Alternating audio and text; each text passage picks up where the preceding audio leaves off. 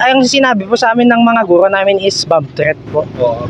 Tapos ano po, yun po, bomb threat po. Bomb threat. Opo. Oo. Anong oras kanina, sir? Around 9 ata sir? 8:48 ba ganun sir? Before 9 sir. Di ba, nung nakaraan araw sa Friday, ganito na naman, pinauwi na naman po kayo. Opo. Ano naman sabi nung Friday? Ganun na rin po. Bomb threat agad po yung sinabi.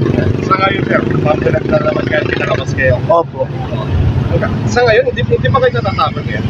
Syempre sir, oo sir, kasi pag school sir is safe space dapat, kaya pag sinabing may bomb threat sa school, di nakakatakot po.